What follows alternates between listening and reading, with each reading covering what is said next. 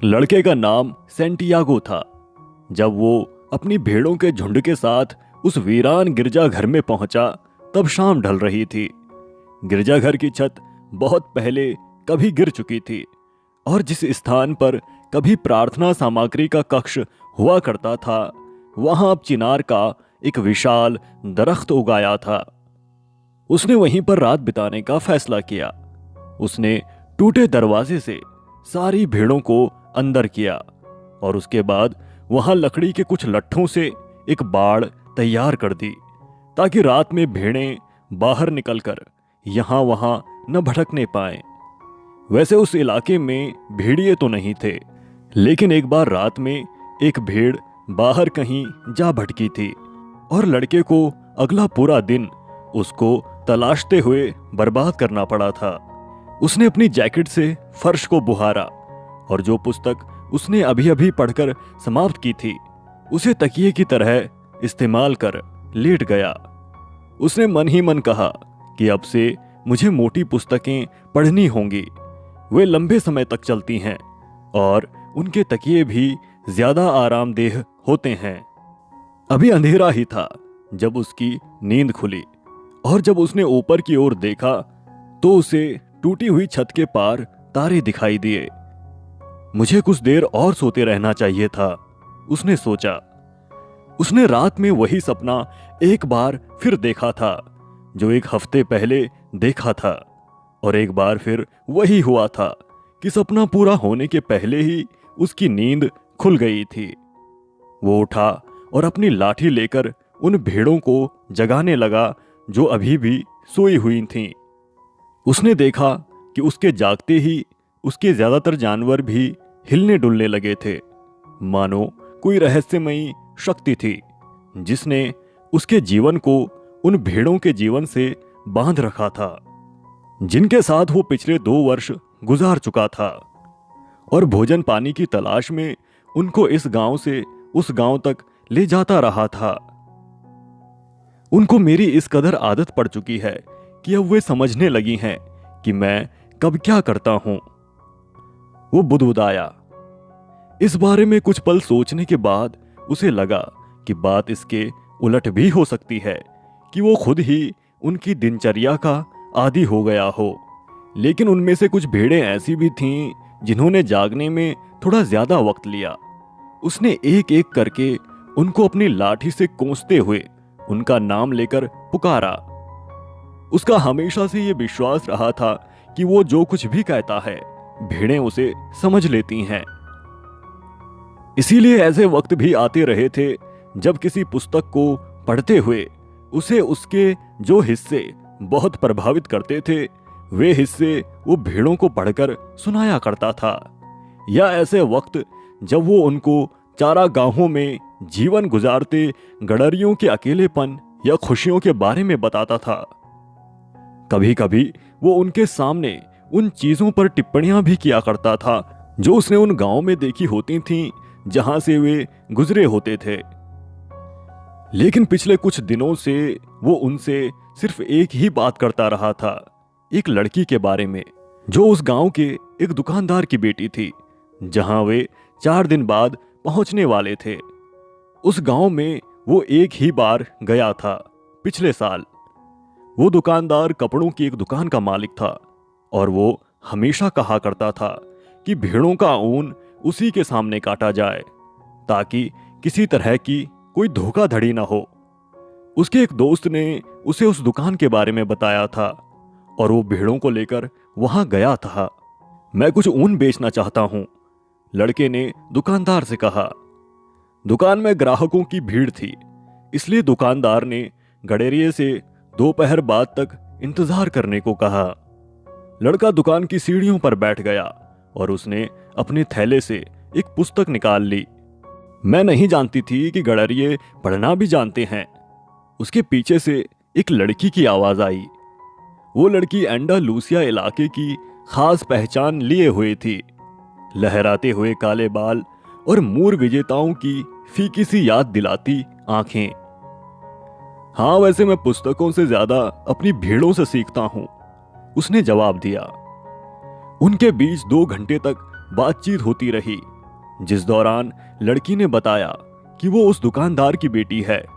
उसने गांव के जीवन के बारे में बताया कि वहां हर दिन एक जैसा होता है। गडरिया ने उसे एंडालूसिया के देहातों के बारे में बताया और उन कस्बों की खबरें सुनाई जहां रुकता हुआ वो आया था। वो अभी तक भेड़ों से बतियाता आया था, इसलिए ये वार्तालाप एक सुखद बदलाव था। तुमने पढ़ना कैसे सीखा?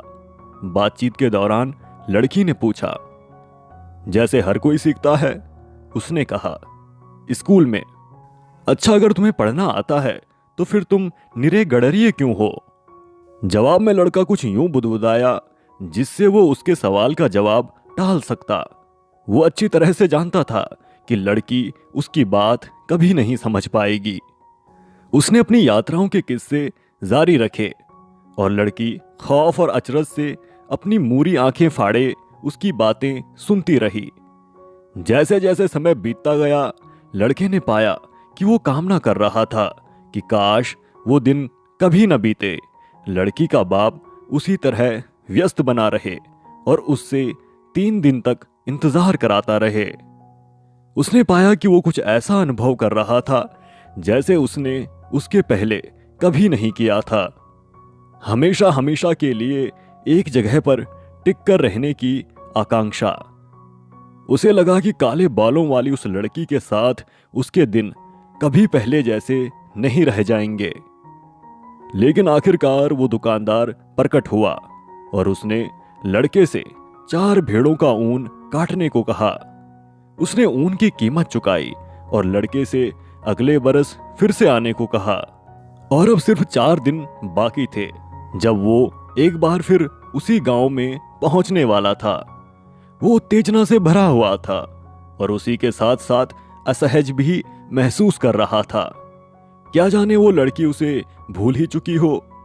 इस बीच न जाने कितने गडरिये आए होंगे और अपना ऊन बेच गए होंगे। इससे कोई फर्क नहीं पड़ता, उसने अपनी भेड़ों से कहा। मैं दूसरी जगहों की कई दूसरी लड़कियों को जानता हूं, लेकिन उसका दिल जानता था कि इससे फर्क पड़ता है। और वो जानता था कि समुद्री मल्लाहों और घुमंतू विक्रेताओं की ही तरह गडरियों को भी कभी कभी कोई ऐसा कस्बा मिल ही जाता है जहां कोई ऐसा व्यक्ति होता है जिससे मिलकर वे निश्चिंत खाना बदोशी के जीवन के आनंद को भूल जाते हैं।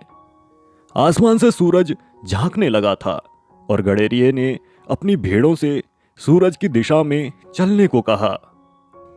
इनको कभी कोई फैसला लेना नहीं पड़ता, उसने सोचा। शायद यही वजह है कि वे हमेशा उसके करीब बनी रहती हैं। भेड़ों को तो सिर्फ भोजन और पानी से ही सरोकार था। जब तक लड़का एंडालूसिया में सबसे अच्छे चारागाह खोजने के काबिल बना रहेगा, वे उसकी दोस्त बनी रहेंगी। हाँ, उनके सब दिन समान होते थे। दिन उगने से लेकर दिन डूबने तक वही अंतहीन जैसा लगता समय। और उन्होंने अपने जीवन में कभी कोई पुस्तक नहीं पढ़ी थी। और जब लड़का उनको शहरों के दर्शनीय स्थलों के बारे में कुछ बताता था तो उनको कुछ भी समझ में नहीं आता था। वे तो भोजन और पानी मात्र से संतुष्ट थीं और बदले में वे उदारतापूर्वक अपना ऊन, अपना साथ और कभी कभार अपना गोश्त दे दिया करती थीं। लड़के ने सोचा, अगर मैं आज एक दैत्य बन जाता और उन्हें एक एक कर मार डालने का फैसला कर लेता तो उनको तभी इस बात का एहसास होता जब ज्यादातर रेवड़ को काट डाला गया होता।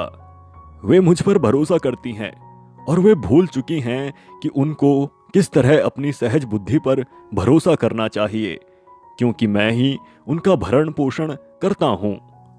लड़के को अपने इन ख्यालों पर आश्चर्य हुआ। उसने सोचा, हो सकता है कि उस गिरजाघर और उसके अंदर उगे चिनार पर कोई भूत सवार हो। उसी की वजह से उसको वो सपना दोबारा दिखा हो और उसी की वजह से उसे अपने इन वफादार साथियों पर गुस्सा आ रहा हो। उसने वो थोड़ी सी वाइन पी जो पिछली रात के भोजन के बाद बची रह गई थी और फिर अपनी जैकेट को अपने शरीर के और करीब खींच लिया। वो जानता था कि अब से कुछ ही घंटे बाद जब सूरज सिर पर आ चुका होगा तब गर्मी इतनी बढ़ चुकी होगी कि उसे अपने रेवड़ को मैदानों से हाँक कर ले जाना मुश्किल हो जाएगा। वो गर्मियों के दिन का वो वक्त होता था जब सारा का सारा स्पेन सो जाता था। गर्मी रात तक बनी रहती थी और उसे पूरे समय अपनी जैकेट को ढूंढना पड़ता था। लेकिन जब उसके मन में उसके बोझ को लेकर शिकायत का भाव पैदा हुआ तो उसने याद किया कि यह जैकेट ही थी जिसकी वजह से वो भोर की ठंड का सामना कर पाता था। हमें बदलाव के लिए तैयार रहना जरूरी है, उसने सोचा, और उसके मन में जैकेट के वजन और गर्माहट के प्रति कृतज्ञता उमड़ आई। जैकेट का अपना एक उद्देश्य था और लड़के का भी अपना एक उद्देश्य था। उसके जीवन का उद्देश्य यात्रा करना था और एंडालूसिया के इलाके में 2 साल तक सफर करने के बाद वो उस इलाके के सारे शहरों से वाकिफ हो चुका था।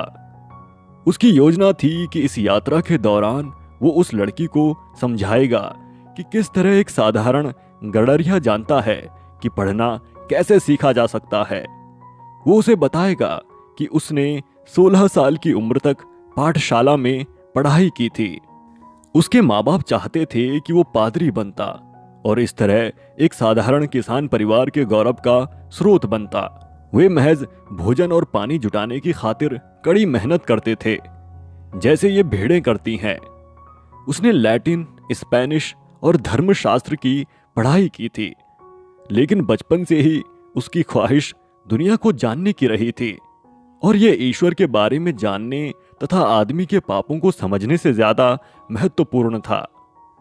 एक दोपहर जब वो अपने परिवार से मिलने पहुंचा तो उसने किसी तरह हिम्मत जुटाकर अपने पिता से कहा कि वो पादरी नहीं बनना चाहता, वो यात्रा करना चाहता है। बेटा, तमाम दुनिया के लोग इस गांव से होकर गुजरे हैं, उसके पिता ने कहा। वे नई चीजों की खोज में आते हैं, लेकिन जब वे यहां से जा रहे होते हैं तो वे वैसे के वैसे बने रहते हैं जैसे पहले थे। वे किले को देखने पहाड़ पर चढ़ते हैं और वे अंत में यही सोचते हैं कि गुजरा जमाना आज के जमाने से बेहतर था। भले ही उनके बाल भूरे हों या चमड़ी काली हो, लेकिन वे बुनियादी तौर पर होते वैसे ही हैं जैसे यहाँ के लोग हैं। लेकिन मैं कस्बों में जाकर वहां के वे किले देखना चाहता हूं जिनमें लोग रहते हैं, लड़के ने समझाया। वे लोग जब हमारे गांव देखते हैं तो कहते हैं कि वे यहां हमेशा के लिए बस जाना चाहते हैं, उसके पिता ने अपनी बात जारी रखी। ठीक है, मैं भी उनके मुल्क देखूंगा और देखूंगा कि वे किस तरह रहते हैं, बेटे ने कहा। जो लोग यहां आते हैं उनके पास ढेर सारा पैसा होता है, इसलिए वे यात्रा कर पाते हैं, उसके पिता ने कहा। हमारे बीच तो सिर्फ वही लोग यात्राएं करते हैं जो गडरिये होते हैं। तो ठीक है, मैं गडरिया ही बनूंगा, उसके पिता ने फिर कुछ नहीं कहा। अगले दिन उसने अपने बेटे के लिए एक बटुआ दिया जिसमें सोने के 3 प्राचीन स्पेनिश सिक्के थे। ये सिक्के मुझे एक दिन खेत में मिले थे। मैं चाहता था कि ये तुम्हें विरासत में मिलते, लेकिन अब तुम इनसे अपनी भेड़ें खरीदना। जाओ चारागाहों में, लेकिन एक दिन आएगा जब तुम्हें समझ में आएगा कि हमारे गांव से अच्छी जगह कोई दूसरी नहीं है और हमारे यहाँ की स्त्रियों से सुंदर कोई दूसरी स्त्रियां नहीं हैं। और उसने लड़के को आशीर्वाद दिया। लड़का स्वयं अपने पिता की आंखों में दुनिया का भ्रमण करने में सक्षम होने की आकांक्षा देख सकता था, एक ऐसी आकांक्षा जो अभी भी जीवित थी, बावजूद इसके कि उसके पिता पीने के लिए पानी, खाने के लिए भोजन और हर रात एक ही छप्पर तले सोने के बोझ तले वर्षों पहले उस आकांक्षा को दफना चुके थे। क्षितिज पर लालिमा छाई हुई थी और अचानक सूरज प्रकट हुआ। लड़के ने अपने पिता से हुई उस बातचीत के बारे में सोचा और खुश हुआ। इस बीच वो बहुत से किले देख चुका था और बहुत सी स्त्रियों से मिल चुका था, लेकिन उसकी बराबरी कोई नहीं कर सकती थी, जो उसके बाद से कई दिनों तक उसकी राह देखती रही थी। उसके पास एक जैकेट थी, एक पुस्तक थी जिसके बदले में वो दूसरी पुस्तक खरीद सकता था, और भेड़ों का एक झुंड था। लेकिन सबसे अहम बात यह थी कि वो हर दिन अपने सपने को जी पा रहा था। अगर वो एंडालूसिया के चारागाहों से तंग आ जाता तो वो अपनी भेड़ों को बेचकर समुद्र पर जा सकता था। जब वो समुद्रों से ऊब जाएगा तो तब तक वो दूसरे बहुत से नगरों, बहुत सी स्त्रियों और सुखी होने के दूसरे बहुत से अवसरों से वाकिफ हो चुका होगा। मैं पाठशाला में ईश्वर को नहीं पा सका, उसने उगते सूरज की ओर देखते हुए सोचा। जब भी मुमकिन होता वो सफर के लिए कोई नया रास्ता ढूंढ लेता था। वो उस वीरान गिरजाघर में कभी नहीं गया था, बावजूद इसके कि वो उन हिस्सों से कई बार गुजर चुका था। दुनिया बहुत विशाल और अनंत थी। उसको अपनी भेड़ों को उस रास्ते पर थोड़ी देर चलने देने भर की जरूरत थी और वो दूसरी दिलचस्प चीजों का पता लगा सकता था। समस्या ये है कि उनको इस बात का एहसास ही नहीं होता कि वे हर दिन एक नए रास्ते पर चल रही होती हैं। उन्हें समझ ही नहीं आता कि जिन चारागाहों में वे होती हैं वे नए होते हैं और मौसम बदलते रहते हैं। वे तो सिर्फ भोजन और पानी के बारे में ही सोच पाती हैं। हो सकता है हम सभी ऐसे ही हों, लड़के ने सोचा। मुझे ही लो, जब से मैं उस दुकानदार की बेटी से मिला हूं मैंने किसी दूसरी स्त्री के बारे में सोचा ही नहीं। सूरज की ओर देखते हुए उसने हिसाब लगाया कि वो दोपहर के पहले टैरिफा पहुंच जाएगा। वहां वो इस पुस्तक के बदले थोड़ी मोटी सी पुस्तक ले सकता है, वाइन की अपनी बोतल भरा सकता है, दाढ़ी बना सकता है, बाल कटवा सकता है। उसे उस लड़की से मुलाकात की तैयारी करनी जरूरी थी और वो इस संभावना के बारे में नहीं सोचना चाहता था कि कोई दूसरा गड़रिया भेड़ों का उससे बड़ा झुंड लेकर वहां पहले ही पहुंच चुका हो और लड़की का हाथ मांग चुका हो। किसी सपने के साकार होने की संभावना ही जिंदगी को दिलचस्प बनाती है। उसने सूरज की स्थिति पर एक बार फिर नजर डालते हुए सोचा और अपनी चाल तेज कर दी। उसे सहसा याद आया कि टैरिफा में एक बुढ़िया है जो सपनों को पढ़ना जानती है। वो बुढ़िया लड़के को घर के पिछवाड़े एक कमरे में ले गई। उस कमरे और उसके बैठक कक्ष के बीच रंग बिरंगे मनकों का एक पर्दा डला हुआ था। कमरे में एक मेज, यीशु के पवित्र हृदय की एक तस्वीर और 2 कुर्सियां थीं। वो स्त्री बैठ गई और उसने लड़के से भी बैठ जाने को कहा। फिर उसने लड़के की दोनों हथेलियां अपने हाथों में थाम लीं और धीमे स्वर में प्रार्थना करने लगी। वो किसी जिप्सी प्रार्थना की तरह लगती थी। लड़के को जिप्सियों का अनुभव था जो उसे रास्ते में मिलते रहे थे। वे भी यात्रा किया करते थे, लेकिन उनके साथ भेड़ें नहीं होती थीं। लोगों का कहना था कि जिप्सी दूसरों को ठग कर अपना जीवन गुजारते हैं। ये भी कहा जाता था कि उनका शैतान के साथ समझौता था और वे बच्चों का अपहरण कर उनको अपने रहस्यमय डेरों पर ले जाते थे और उनको अपना गुलाम बनाकर रखते थे। लड़का बचपन में इस आशंका से बेहद डरा रहता था कि कहीं उसको जिप्सी न पकड़ ले जाएं, और इसलिए जब उस औरत ने उसके हाथ अपने हाथों में लिए तो उसका बचपन का वो डर वापस लौट आया। लेकिन फिर लड़के ने खुद को सांत्वना देते हुए सोचा कि उस औरत ने वहां ईसा के पवित्र हृदय की तस्वीर लगा रखी है। वो नहीं चाहता था कि उसके हाथ कांपने लगें और औरत को लगे कि वो डर रहा है। बहुत ही दिलचस्प। औरत ने लड़के की हथेलियों पर अपनी नजरें गड़ाए रखते हुए कहा और फिर वो खामोश हो गई। लड़का अंदर ही अंदर घबरा रहा था। उसके हाथ कांपने लगे और औरत ने इसे महसूस किया।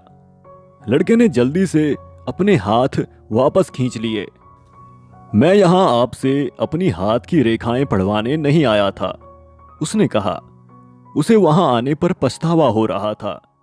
पल भर को उसके मन में आया कि वो उसकी फीस अदा करे और वहां से चलता बने। उसे ये भी लगा कि वो बार बार आने वाले अपने उस सपने को कुछ ज्यादा ही अहमियत दे रहा है। तुम यहां इसलिए आए थे ताकि अपने सपने के बारे में जान सकते, बुढ़िया ने कहा। और सपने ईश्वर की जबान होते हैं। जब वो हमारी जबान में बात करता है तो मैं समझ सकती हूँ कि उसने हमसे क्या कहा है, लेकिन अगर वो आत्मा की जबान में बात करता है तो फिर सिर्फ तुम ही उसे समझ सकते हो। बहरहाल जो भी हो, मैं तुमसे इस सलाह के लिए फीस तो लूंगी ही।